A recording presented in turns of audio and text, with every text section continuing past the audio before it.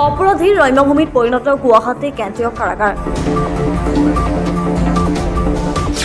অপৰাধীৰ বাবে এতিয়া অৱসৰ বিনোদনৰ ঠাই হৈ পৰিছে গুৱাহাটী কেন্দ্ৰীয় কাৰাগাৰ। কেন্দ্ৰীয় কাৰাগাৰৰ ভিতৰতে যুগান্তৰ হয় নিচাসক্ত দ্ৰব্য। এতিয়া যেন অপৰাধীৰ ৰম্যভূমিত পৰিণত গুৱাহাটী কেন্দ্ৰীয় কাৰাগাৰ। কাৰাগাৰ বিৰুদ্ধে কেতবোৰ গুৰুতৰ অভিযোগ উত্থাপন কৰিছে এগৰাকী যুৱতী তথা কাৰাগাৰ বিৰুদ্ধে এইবাৰ যেন গুৰুতৰ অভিযোগ উঠিছে। কেন্দ্ৰীয় কাৰাগাৰৰ এতিয়া ৰম্যভূমিলৈ পৰিণত হৈছে অপৰাধীৰ ৰম্যভূমিত পৰিণত কেন্দ্ৰীয় কাৰাগাৰ, কিয়নো কেন্দ্ৰীয় কাৰাগাৰৰ ভিতৰতে যেন নিচাসক্ত দ্ৰব্য যোগান ধৰাৰ এটা পথ প্ৰৱৰ্তিত কৰিছে। বৈদিক ৰাজ আতিথ্যৰ দিয়াৰ লগতে অন্যান্য সা সুবিধাৰ বাবে যেন ধন লোৱাৰ অভিযোগ কৰ্তৃপক্ষৰ বিৰুদ্ধে। গুৱাহাটী কেন্দ্ৰীয় কাৰাগাৰত 2জন আৰক্ষীৰ জোৱানক গ্ৰেপ্তাৰ। কাৰাগাৰত নিচাসক্ত সামগ্ৰী যোগান ধৰাৰ অভিযোগ গ্ৰেপ্তাৰ দুয়োকে।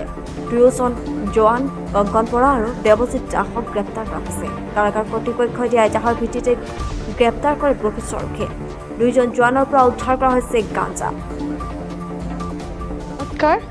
পোনপ্ৰথমে মানে অভিযোগটো এইটোৱে, দাদা মই মানে এডভকেটছ ক্লাৰ্ক হিচাপে আছোঁ মানে কোৰ্টত, ছেশ্যন কোৰ্টত আৰু CGMত কৰোঁ। এতিয়া আমাৰ মানে কিছুমান ক্লাইণ্ট তাতে ভিতৰত থাকে, তো সিহঁতে আমাক কমপ্লেইন দিয়ে যে তাৰ ভিতৰত একিউজডক মানে VIP ট্ৰিটমেণ্ট দিয়া হয় কিছুমানক, আৰু কিছুমানক পিঁয়াজ এটাও মানে প্ৰভাইড কৰা নহয় সেনেকুৱা। গতিকে আজি 2 বছৰৰ পৰা আপোনাৰ VIP ট্ৰিটমেণ্ট যেনে মোবাইল ফোনছ এলাও, তাৰপিছত এটা মোবাইল ফোনছ কৰিবলৈ 200 টকা লয়, আৰু 1 লাখলৈকে মানে যিজন জেলাৰ হয় তেওঁ পে'মেণ্ট লয় 50,000 1 লাখ, আৰু কাকো মোবাইল ফোন মানে নিব নিদিয়ে ভিতৰত, যাতে কোনোবাই ৰেকৰ্ডিং কৰিব নোৱাৰে। প্ৰষ্টিটিউশ্যন চলে, ড্ৰাগছ চলে অপেন, মানে ভিতৰত ড্ৰাগছ ধুনীয়াকৈ বেচা কিনা হৈ থাকে, সেইটো এটা বিজনেছ চলে। ক'ত যায় পইচা কি কথা আমি নাজানো, আৰু কিন্তু মানে ৰেকৰ্ডিঙত মই যিখিনি ভিডিঅ' আৰু অডিঅ' ৰেকৰ্ডিং লৈছোঁ তাতে ক্লিয়াৰলি কৈছে আনন'ন পাৰ্চন যোনে তাতে মেচ চলাই আছে, মানে ইনমেটছ থাকে তাতে। আপোনাৰ কি হয় 6-7জনকৈ মানুহ থাকি পেলাই তাতে 2,000 3,000 এনে কৰি হাঁহৰ মাংস,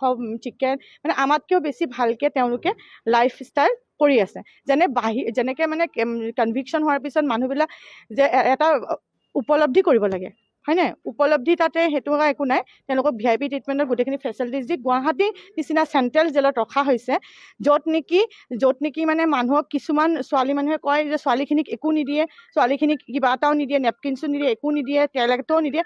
সেই এগেইনষ্টত ল'ৰাবিলাকক, মতা মানুহবিলাকক গোটেই ড্ৰাগছলৈকে ছোৱালী প্ৰভাইড কৰালৈকে GMCত গৈ নি 3,000 টকাত ৰুমত GMCত ছোৱালী ৰাখিব দিয়ে, গাড়ীত লৈ যাব। GMC কোনে প্ৰভাইড কৰে নাজানো, এজনে নহয় 2জনে নহয় দাদা, প্ৰত্যেকজন মানুহে 20-30জন মানুহে কৈছে। আৰু আমি সেইবিলাক ভিতৰলৈ কেমেৰা যদি চেক কৰা হয় ভিজিলেন্সৰ পৰা, তেওঁ এই যিজন জেলাৰ হয় তেওঁ যদি আপোনাৰ কাৰেপশ্যনৰ লিষ্টটো চোৱা হয়, তেওঁ অবভিয়াছলি CM ছাৰ, মই আপোনাক এইটোৱে কৈছোঁ মামা, তাতে ধুনীয়াকৈ তেওঁৰ এই যে ইলিগেল মানিবিলাক আছে ওলাই পৰিব, ঠিক আছে? আৰু যদি মই মিছা হওঁ তেতিয়া মোৰ ওপৰত যি একশ্যন ল'ব লাগে লওঁ, কাৰণ কি তেওঁ